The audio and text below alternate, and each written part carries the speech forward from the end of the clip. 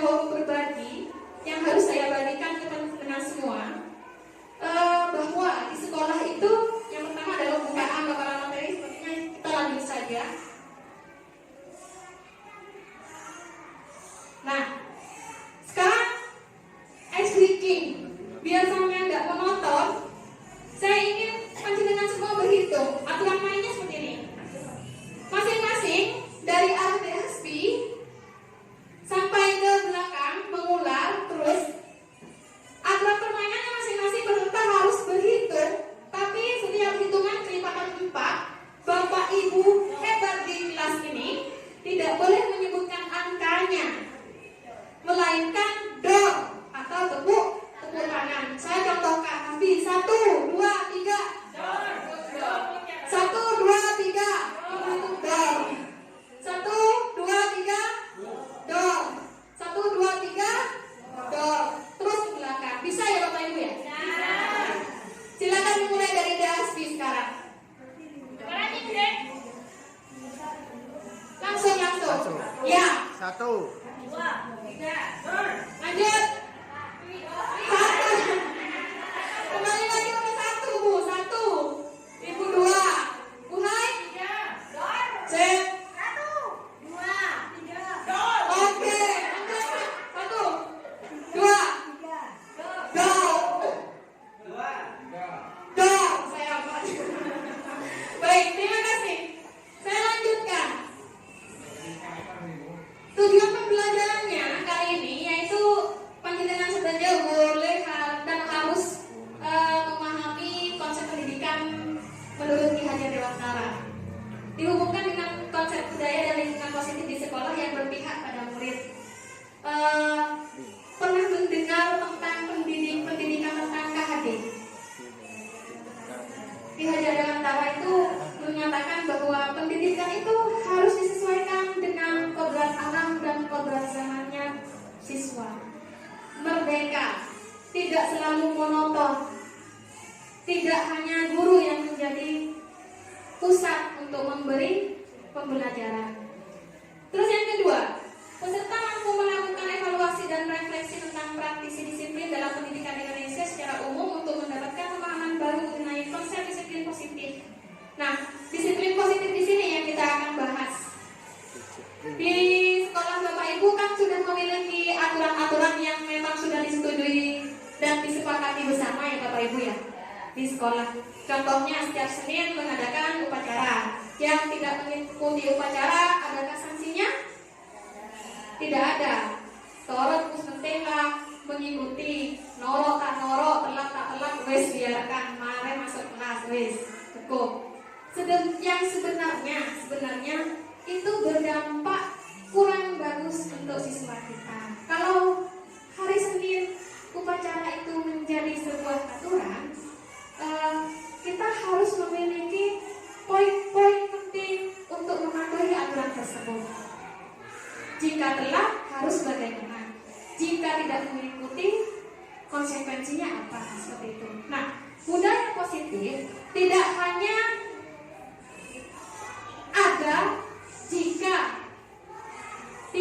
ada jika ada guru yang kita ikuti, ada kepala sekolah, mau ada kepala sekolah nggak boleh tahu sama model upacara, mau ada kepala sekolah izin, besok mau ke Surabaya, besok datang kos tengah dulu apa? Kepala sekolah ada.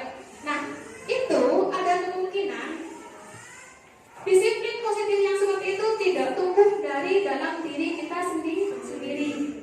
Elakonik amarga bode seekata kueh atau bode seekata torus. Makanya tidak akan berjalan selanjutnya, maka seiring berjalannya waktu maka akan berubah dengan sendirinya. Pada dasarnya seperti itu. Lanjut, disiplin positif. Di sini yang akan saya jelaskan nanti termasuk pada makna disiplin, bahwa disiplin adalah belajar kontrol diri dengan menggali potensi kita agar tercapai tujuan mulia, yaitu sesuatu menjadi seseorang yang kita inginkan berdasarkan nilai-nilai yang kita hargai. Seperti yang saya katakan tadi, kalau ada peraturan seperti ini, saya melakukan seperti ini karena ada aturan. Saya melakukan seperti ini karena ingin dipuji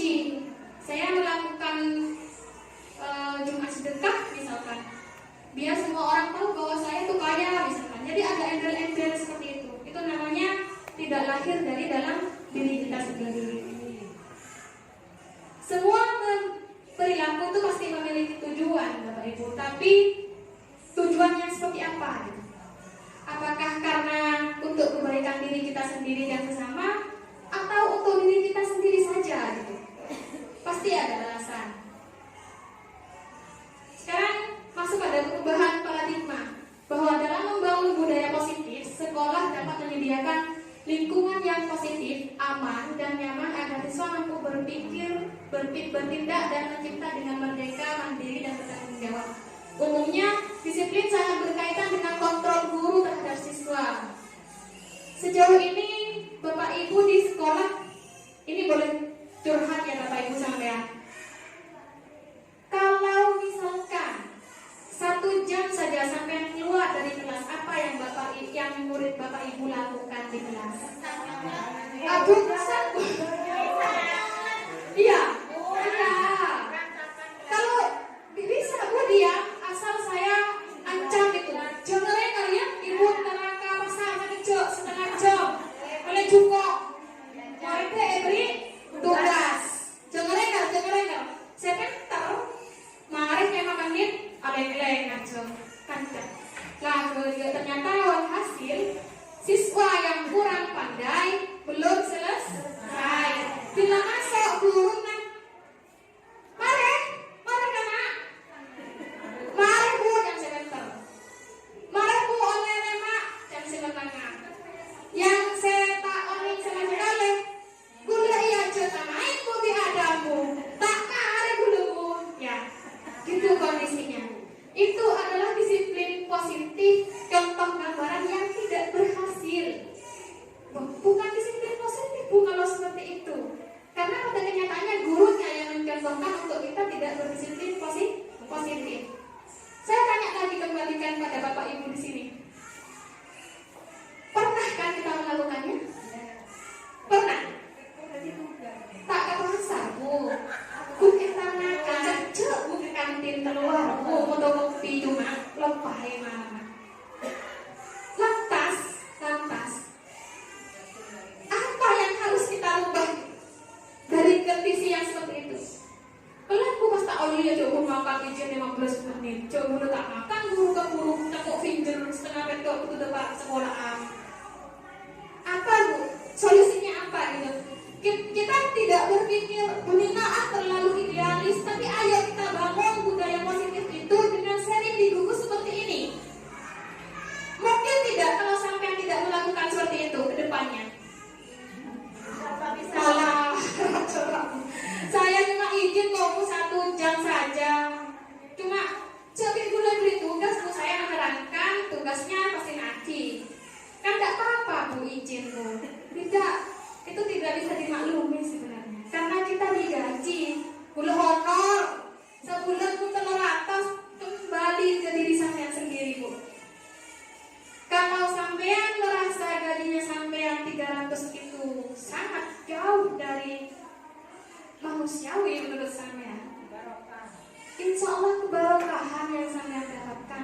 Ketika izin boleh dalam kelas tidak. Palinglah boleh ketika arjen nongkrong sampean harus ke kamar kecil, ke kamar mandi. Masa ketemu nang orang cerita pun izin senang marah aja saya kok tidak manusiawi kalau itu. Tapi hindari, tanda kutip hindari mengkun melihat belanja ke pasar seizin tahu kita meninggalkan siswa. Ya alhamdulillah. Karena saya pernah seperti itu Pak. Sebelum saya insaf dulu. Saya pernah, ini saya menceritakan diri saya Pak. Bukan siapa Pak. Iya Pak. Oh Budina ternyata sama seperti itu. Pada akhirnya setelah saya tahu bahwa impact yang saya dapatkan seperti itu, mengajarkan ke siswa dengan cara seperti itu, murid saya tidak disiplin. Karena apa ya?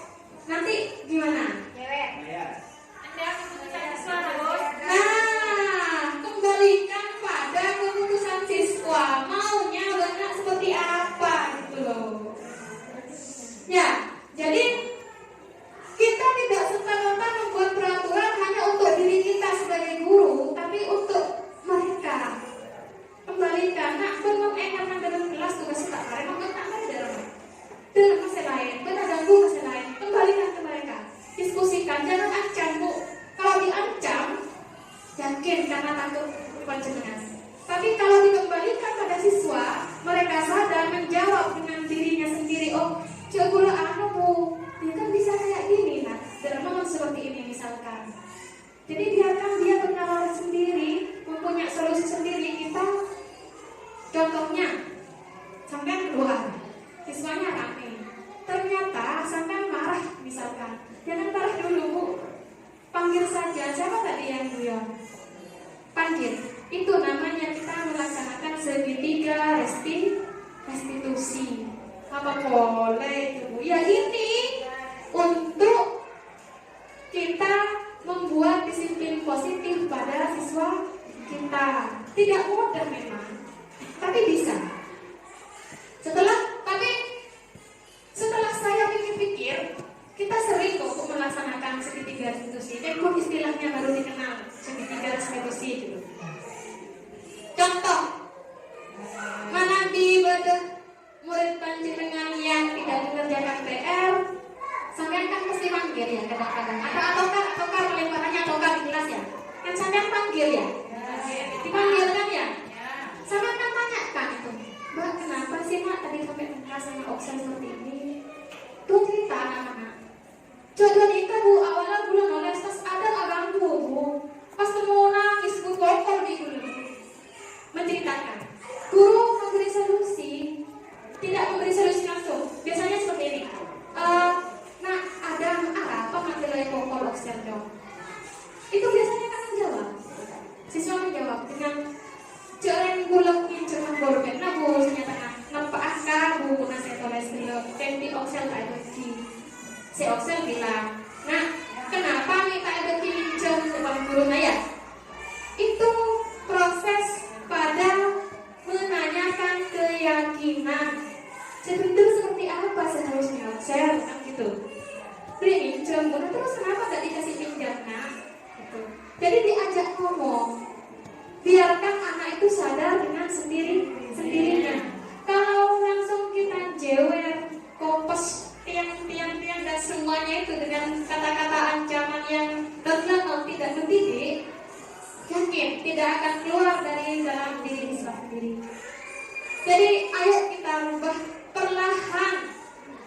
Jika kita punya semangat dan optimis merubah mendidik anak kita di kelas, insya Allah bisa menuju keberhasilan. Betul. Nah, apa yang disampaikan tadi sama Timur itu bisa Bu. Ya, itu memang pernah saya terapkan di kelas. Dulu Kak sempat sebelum IKN itu memang sukses Bu, sempat seperti itu dengan adanya kesepakatan seperti itu. ya, betul. Tetapi di kelas 4 kami sukses benar-benar itu memang anak-anak tidak ngapa. Di kelas selanjutnya Bu, berubah lagi. Oke, sip. Betul, saya setuju itu Bu. Berarti ada pada tangan kita sebagai pendidik. Kuncinya di situ. Mau dijadikan seperti apa siswa kita? Pendidik menjadi tonggak utama, tolak ukur bagi siswa kita. Tidak ada guru yang bodoh, tidak ada guru yang tidak tahu, tidak paham, males. Terus bagaimana solusinya? Solusinya Bu, sampean sharing Bu kan kelasnya.